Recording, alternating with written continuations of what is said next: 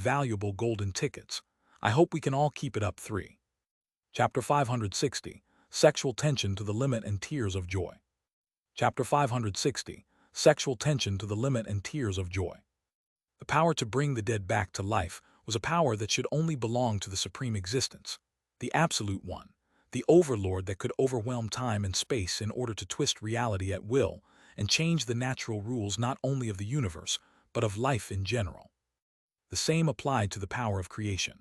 Creating life was not as simple as building a television set, because to create life first and foremost required an essence, a soul. But how was it possible to create a soul? After all, the way each and every soul evolved or grew, regardless of race, was by absorbing part of the soul power of another existence. In case someone had the ability to create souls at will, wouldn't that someone be able to continue evolving infinitely at lightning speed? However, such things were too far from the imagination of someone like Bai Zemin.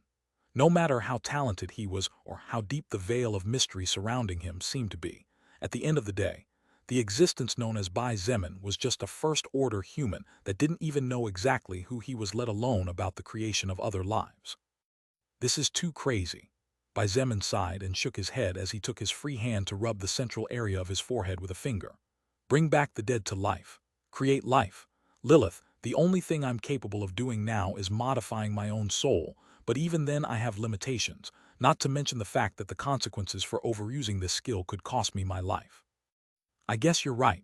Lilith also shook her head and let go of his hand that she was holding, thus breaking the link between their souls. It's too early to jump to conclusions. As you always say, let's better focus on what's right in front of us. After all, looking too far ahead could lead to despair. There were many things that were temporarily better, left unknowing than in the open. Bai Zemin, promise me that if at any time someone asks you regarding this skill, you will never say anything to that someone unless it is someone you trust with your life on the line.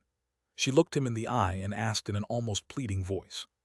How could he say no to such a beautiful little face that looked pitiful, as she looked at him with eyes similar to those of a little puppy waiting to receive the favor of its owner? Don't worry, I won't say anything, Bai Zemin assured earnestly. To begin with, he was not someone who liked to share his skills with others, as it would mean putting strengths and weaknesses out in the open. But now that he knew how dangerous the skill regeneration was, and how infinite its potency seemed to be, Bai Zemin felt it would be best to be very careful in the future, or he could get into serious trouble. Putting aside the fact whether he would ever reach the level of being able to bring the dead back to life, and putting aside the fact whether he would ever manage to create life with a mere thought, the simple fact of being able to modify his soul to adapt to different fighting styles and confrontations was already insane enough to scare anyone. It was demonstrated in the battle on the bridge that if it wasn't for the limitation of the excessive use of overlap regeneration on the body and on the soul, Bai Zemin could have easily wiped out the 20 million zombies long before a day had passed. He could even have annihilated the zombie leader, beast leader, and even the mermaid princess with his bare hands without destroying the bridge. That was how strong overlap regeneration was. Bai Zemin noticed that despite having said what she said, Lilith was still mute as a result of the shock she had just received, so much so that he doubted whether he should continue talking about everything that happened during the time she was not with him. After all, overlap regeneration, although it was a tremendous surprise, Bai Zemin had acquired many amazing records that in his eyes were not inferior to that skill. Deciding to let Lilith rest a bit to settle her thoughts and emotions, Bai Zemin was about to immerse himself in his records to check some messages he had received during the fight which caught his attention when suddenly, a new message flashed across his retina at lightning speed, followed by several more. Congratulations! You have become the most powerful existence in the entire Yanking district of China, and have managed to hold your ground for over 72 hours without allowing another being to be able to threaten your rule. Congratulations! Your camp has officially become the human camp, with the largest population in the entire Yanking district of China. Congratulations! Within your base camp resides 90% of the human population of the entire Yanking district of China, and thus you are considered as the ruler of mankind in the boundaries. You have received the title Leader of Yanking. Leader of Yanking. When you are outside the Yanking district, this title allows you to teleport anywhere in the Yanking district. The effect of the title has a cooldown time of 30 days. It cannot be used while the user is in combat or out of Earth. You have received Hidden Reward. Bai Zemin didn't even have time to react at all, and while he was dumbfounded, a flash of bright light appeared out of nowhere in front of him. This is. Lilith abruptly raised her gaze and looked in the direction of the ceiling where she felt alteration in the spacetime flow, only to come across a strange wooden tower that looked like a pagoda similar to what many Chinese families had in their homes as decorations. The wooden pagoda flew silently towards Bai Zemin, and he subconsciously stretched out his hands such that the approximately 10-centimeter tall object fell gently onto his palm. Lilith's eyes sparkled with excitement at the sight of the object in the hands of Bai Zemin as she recognized what it was. She seemed to have completely forgotten about the matter regarding overlap regeneration, as like a little girl whose wish had been fulfilled by her parents, she let out a high-pitched cry that carried all her joy. Bai Zemin did not have time to react once again, when Lilith pounced towards him like a lioness. Bang! Both he and she fell off the bed and hit the ground hard due to the sudden charge of Lilith, but fortunately, this kind of fall meant nothing to both of them. Lilith! Bai Zemin raised both hands towards the sky as he used his sidelong glance on the woman whose body rested on top of his. To say he was shocked was an understatement.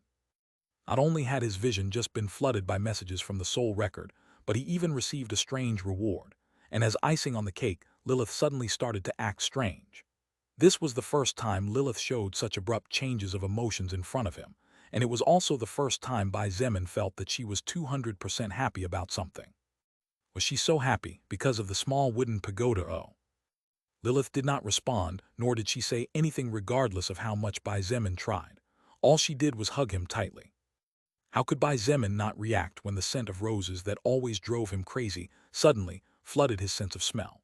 How could he not be driven wild when his sense of touch was suddenly overwhelmed by a body so soft and delicate that it did nothing but summon the primordial desires of any male? Feeling those two huge mountains pressing tenderly against his firm chest, and feeling the feminine breath delicately caressing the side of his neck, Bai Zemin's manhood awakened without even giving him a chance to calm down again.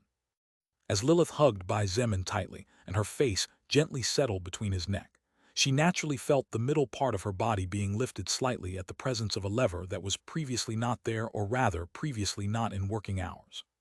How could she not know what that lever was? While Lilith was a virgin, she knew the human body perfectly, so naturally she understood immediately what was going on. She blushed slightly, and a slight flash of surprise flickered in her beautiful ruby eyes. Big, thick, and hot. Those were the only 3 words Lilith could use in her mind to describe the object that was hitting her midsection so hard that even through her dress she could feel its overwhelming presence and high temperature as the blood-filled veins caused its size to slowly grow in size. Even then, she did not move. Despite her embarrassment, her desire to hug Bai Zemin as proof of how happy she was at present proved to be overwhelmingly superior. Moreover, she also felt no rejection towards this second encounter filled with sexual tension. "You little scoundrel, currently, I am really happy." The whisper of Lilith was as faint as the buzzing of a mosquito in the distance, but since her face was buried between Bai Zemin's neck, her words reached the desired destination smoothly. He felt her breath tickling the left side of his neck, and his whole body shivered. The level of excitement that Bai Zemin believed had reached its peak rose along with his body temperature, and for the first time since acquiring the skill blood manipulation, he could do nothing as the blood in his body began to rush rapidly. And as his heart pumped like crazy, the area between his legs continued to rise like a dragon trying to pierce the clouds. At this point, if previously Bai Zemin tried to lie to himself saying that Lilith probably hadn't noticed, and that's why she continued without moving, he had no choice but to admit that even a dead one would wake up if their bodies were suddenly poked hard enough to lift them up and keep the lower part levitating like a magic trick. Bai Zemin began to sweat bullets as his body temperature climbed higher and higher. He was surprised that his symbol of masculinity was strong enough to lift a woman's body in such a way. Before the apocalypse, such a thing would definitely be impossible, and any man who tried would probably have to go to the doctor to try to fix his little brother's tear or even break. However, now things were different. This was especially so for Bai Zemin, whose physical body was constantly being nourished by his tremendously pure soul power. The current him really was comparable to a beast, and he feared that no human woman could keep him company in the bedroom, which added to his colossal stamina, turned Bai Zemin into something Lilith had told him during the early days of the apocalypse, an unstoppable sex machine. "Why, you're happy," Bai Zemin spoke. His breathing was heavy and his voice hoarse as lust began to take over his ever-composed exterior. Although Lilith felt that Bai Zemin's lust-laden husky voice was incredibly sexy in comparison to his usually calm and indifferent voice, she managed to continue. "I'm very happy," Lilith whispered again as she nodded softly, causing her long black hair to gently caress his face slowly. "That little wooden pagoda in your hand is proof that I have guided you on the right path regardless of all the difficulties and sudden changes that occurred as we went along." "As we went along," Bai Zemin said her last words again, realizing that indeed he had never been walking alone and that his burdens were indeed not his only. When he suffered, Lilith suffered. When he was on the verge of death, Lilith was also on the verge of death. When he despaired, despair threatened to loom over Lilith. It was just that Bai Zemin had no way of knowing how important he had become to her in these little more than 2 months of time. Even now that he was slowly beginning to awaken, he had no way of knowing how much. As if suddenly a bucket of ice water was thrown on a small campfire that threatened to turn into a forest fire, the rising lust that overwhelmed Bai Zemin receded at lightning speed, and along with the settling of his lower body, his arms that were frozen pointing towards the ceiling automatically came down, to wrap around the waist of the woman resting on his body, and hugging him as if her life depended on it. At the same time, and with his mind now clearer, curiosity won over Bai Zemin. Was this small wooden pagoda important enough for Lilith to react like this? Let's see it then. With a thought, the records of the small object resting within his hand reflected in his pupils.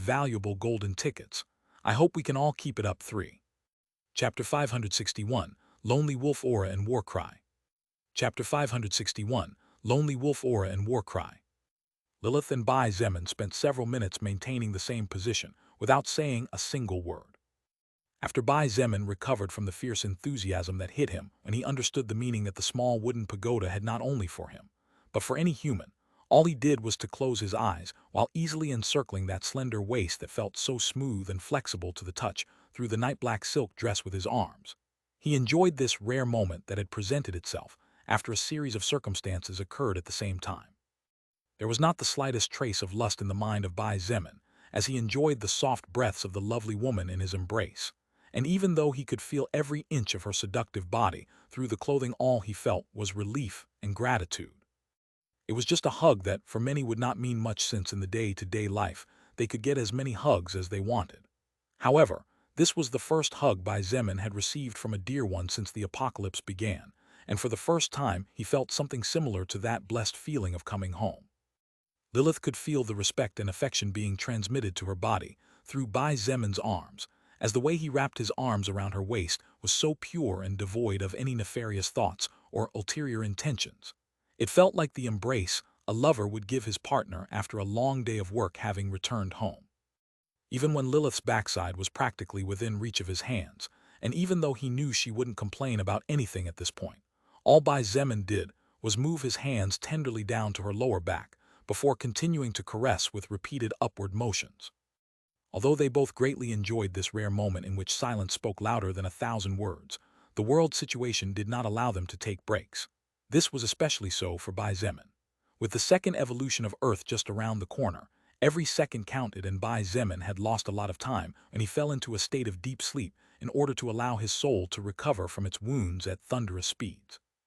After around 20 minutes, when Lilith felt the thumping of Bai Zemin's excited heart calming down, she slowly brought her beautiful little face out of its hiding place to look into his eyes.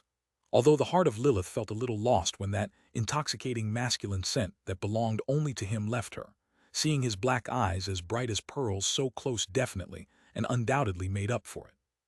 "Hey," Bai Zemin whispered as he lost himself in those two beautiful rubies before him. "Hey," Lilith said in the same tone of voice as her eyes subconsciously watched his lips at a dangerously close distance. For a moment, the two looked at each other as if they were considering something very important. However, Lilith soon seemed to think of something, and instead of moving closer to conclude what they both expected, she leaned her body back so that her two soft cheeks rested comfortably on Bai Zemin's abdomen. "So, let me see what that pagoda has to get you so excited." She stretched her hand forward as she looked down at him with a big smile on her face. The eyes of Bai Zemin flashed with a hint of deception as he watched Lilith move away, but he soon dismissed that feeling of deception as well, since, while he was inexperienced with women, he was actually considerably observant. Therefore, Bai Zemin understood the reason why Lilith did what she did. She was holding back right now as well.